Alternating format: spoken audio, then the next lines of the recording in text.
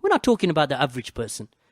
The average person, wallahi, that there was a time when we didn't know the da'wah.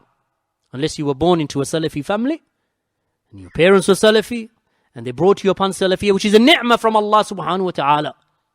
That our children, by Allah, they should be grateful to Allah if their parents are Salafi. How many of us sitting here today that we did not come from Salafi backgrounds?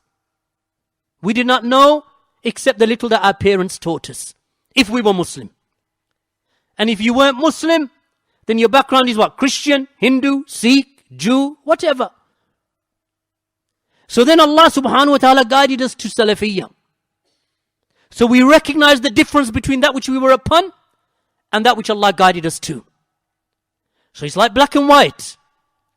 That Allah took us from the darkness of misguidance, whether it was kufr or shirk or drowned in innovations.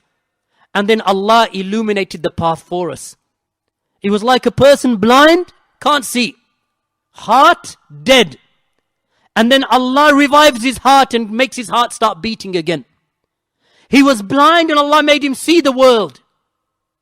This is the difference between a person who is upon bid'ah, misguidance, and shirk, and kufr, upon Christianity, or upon Brelwiyah, or Sufiyah, or Qadiriyah, or Tablighiyah, and then Allah shows him the Sunnah. Like Yusuf bin Asbat. Yusuf bin Asbat, ya ikhwan, from the great A'immah of the Salaf. He said, my father was a Qadari. Denied Qadr. And we remember the dars. Remember the dars of Al-Ha'iyah, the Qadariyah. He said, my father was a Qadari, denied the Qadr of Allah. The brothers of my mother were all Rafidah. They used to swear at Abu Bakr and Umar and Aisha. Then I met Sufyan. And Allah guided me by way of Sufyan. Rahimahullah ta'ala. Look at this, ya ikhwan. From darkness into light. Yusuf bin Asbat. And how many of the Salaf were like that? Even Sahaba radiallahu anhum.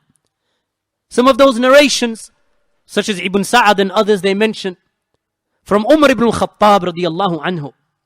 Some of those narrations mention that Umar used to torture the Muslims before he became Muslim. Umar used to torture the Muslims before he became Muslim.